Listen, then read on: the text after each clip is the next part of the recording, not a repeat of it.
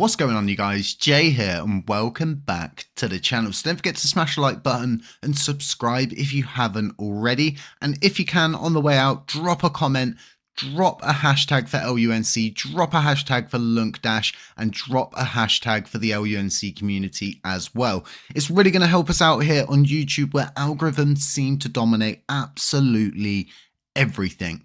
And you know, the more of you that share the channel, subscribe to the channel, like the channel, the more people we're possibly going to reach on a global scale. And that means in turn, we possibly could get more people creating wallets and more people using and utilizing the LUNC coin and blockchain. So you never quite know who you're going to draw in with these kind of things. So it does really help. Don't think that it doesn't. Your support here is what matters most, in the same way that your support matters most inside the blockchain itself. Without you, the blockchain simply wouldn't be worth running. There would be no one to run it for. The validators would probably run off at that point and the price would die. So do understand that you're a very important variable when it comes down to the very existence and basics of our blockchain.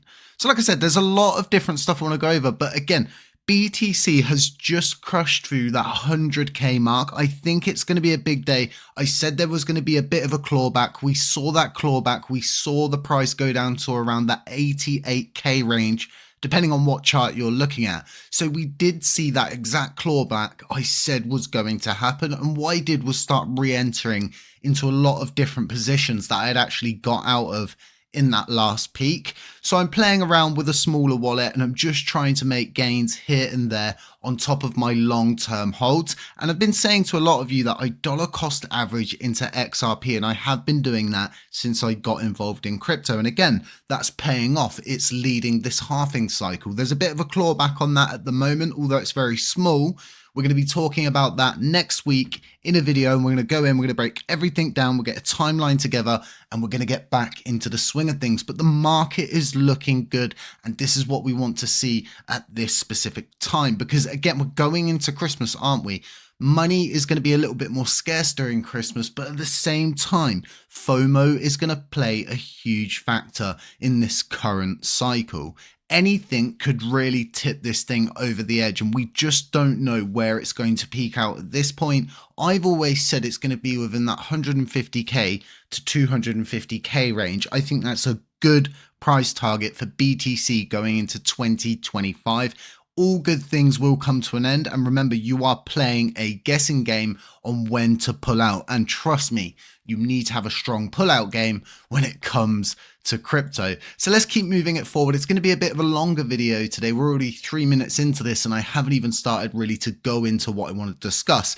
So this proposal itself that's been put up, I've got a lot of different things that I want to more or less address with this, and it's going to be coming out in a video probably later today. I will break everything down and I'll explain to you how negative this in itself is, because the objective of this entire proposal is to improve the visibility and access to the Terra Classic chain. It's supposed to promote tools particularly focused on increasing the technical visibility and supporting growth of the Terra Classic ecosystem, but we're not seeing that. What we're seeing is a centralized effort to get people like Galaxy Station in the center stage, right? And this, again, is one of the most meager tools available. In fact, it's not a tool, it's a half-assed wallet at this point that is targeted at the broader cosmos. It has not been built specifically for LUNC. We haven't even got validator info on here. We haven't got the Lunc burn all of the different metric tools that you would want to see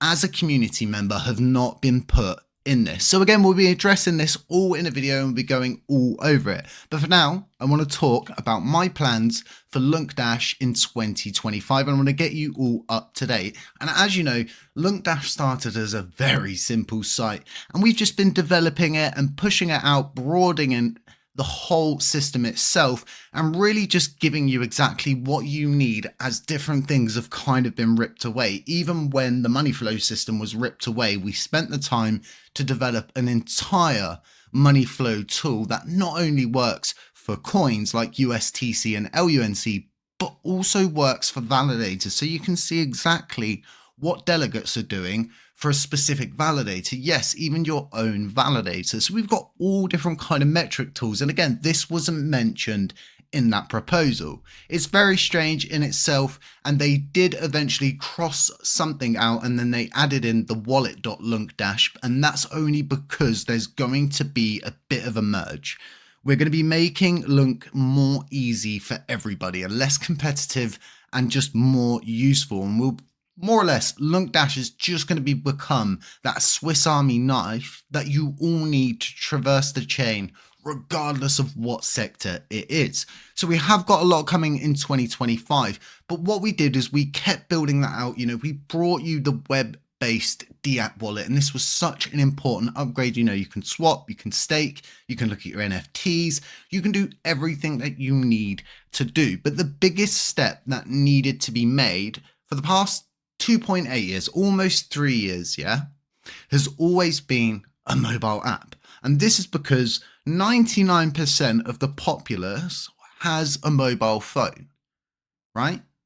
A very smaller percentage, in regards to percentage scales, have computers, and then laptops, tablets, everything like that, right? But it all boils down to a mobile device. Your bank runs from your mobile device. You probably pay for everything using the features on your phone to just tap and pay. You might not even carry a bank card with you anymore. And this is how important a mobile app has always been. And what a lot of people are saying is, how is this useful, Jay? And I keep listing them off like I did in my previous video, but I don't want to bore you with those kind of things. But the power of this thing is kind of limitless, because you can keep coming out with all different types of equations of how this is positive for our blockchain. But it really brings a lot of trust. It enables people to actually have a sense of security, a sense of reliance and stability. We can easily have people move their assets now from CEXs to the blockchain in a more secure manner, in our own native app. And that's what the LUNCDash mobile app's been all about. So we've got the listing on Google Play. That was so important to secure that first. And the reason why we did that first is so when we go to the Apple Store, we've got a basis to go off of. We've already got a listing somewhere else. We've already got a legitimate company set up. This has all been done by the book. So it makes getting listed on the Apple Store so much easier, and jumping all of the hoops that are put in front of you become effortless. So it's just a matter of time until they really go through, review it, and then they enable us to publish it. And as soon as it's available, we'll push it out to you. Another thing, just as we go on to the Terra Finder, is we've released a light theme for the mobile app. So now if you go into your settings, tap themes, you'll be able to go to the light theme if you like a blinding white light. I saw a lot of people are asking for that, so you've asked and we have provided. Now moving forward into what we're going to be doing in 2025 alongside that Apple Store listing is going to be getting our own Finder system arranged, organized, and then implemented. It's a rather easy process, but again, it takes time and it requires money, effort, and resources, and it's not an issue, and it will simply just be called LUNCDash Finder. It will be developed, built out, and honed for the LUNC blockchain. Now, moving forward, a lot of you are asking about a Chrome extension, a Firefox extension. We're going to be doing that, and it's something that's in play at the moment. So it's going to be a great year for LUNCDash and LUNC in 2025. And what I've actually done is created an X profile, and I'll leave links to that in the description of this video. I'd appreciate if you go and you follow that and you share it with people to stay updated and keep other people in the know as well. It's really going to help us out, and it's really going to help you guys out and the blockchain out in turn. Now, going forward, on off ramps, debit cards, these things that everybody has always wanted, but no one has been able to provide. Just like the mobile DApp, no one was ever able to do that, even after you paid $120,000. But we're looking into a LUNC debit card. that is backed up through LUNCDash. It would go through the company. It would be all legitimate and by the book. We're looking at different companies at the moment. There are a lot of them out there, believe it or not, that will provide this kind of service. But what we want to do is go with a very reputable service so we can bring even more security and even more trust to the LUNC blockchain. So going forward and looking at on and off ramps, again, we looked at all of this many years ago now, probably about 2 years ago, and we looked at so many different providers. We did so many different videos and asked so many different development teams to try to get these on and off ramps sorted. And what we're going to be doing through LUNCDash, we'll get these on and off ramps there done and dusted for you guys, and it will be all part of our 2025 roadmap. And I'll be publishing a roadmap, getting everything out there for everybody and really getting you up to date. So guys, don't forget, you can go and you can utilize the LUNCDash mobile app right now. You can stick to the web-based wallet. It is totally up to you. We do have a guide on LUNCDash on how to export your wallet. And again, I want to be very frank with everybody. Your assets are held on the blockchain. A wallet like Station Mobile or LUNCDash Mobile is simply a tool used to access your funds on the blockchain. You do not need to undelegate your coins and send them to another wallet.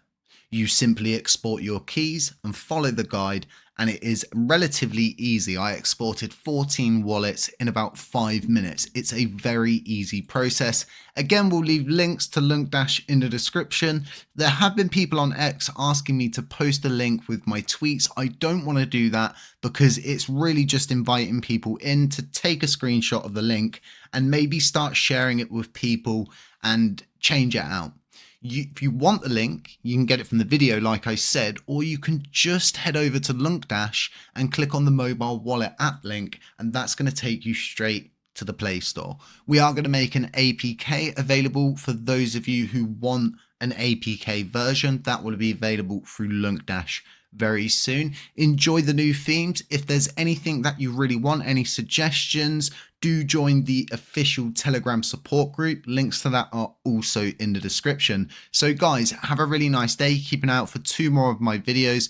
And at this point, you're probably in a few days going to be like, oh God, he's putting out so many videos. I can't keep up with him. But yeah, it is what it is. It comes thick and fast when it comes thick and fast. And I'm just really excited at the moment. You know, I've got the LUNC chain in my hands. That's my perspective at the moment. I'm very tired of all of the talkers, and although a lot of my videos sound a little bit me at the moment, it's because everybody else treats the chain like a hobby.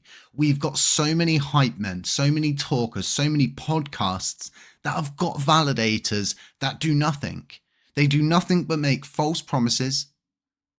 They build for self-gain if they do build. If they build at all, or they just talk. After 2.8 years, almost 3 years, the time for talk is simply over. Things must change, and I intend to be at the forefront of that change. Keep an eye out for my 2 videos today. They're very important. I think you're all going to be very interested on what we're going to be working on outside of LUNCDash and the Pengs game and all of the other things we've got going on right now. I'm going to be working on 2 other drastic measures that I believe need to be brought forward. So do keep an eye out for those.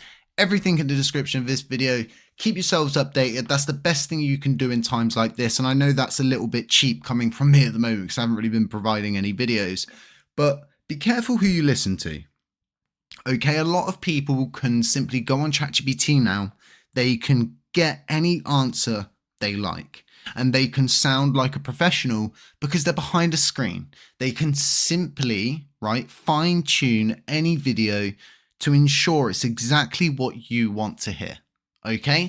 Most of my videos are just straight through. I rarely cut a video together.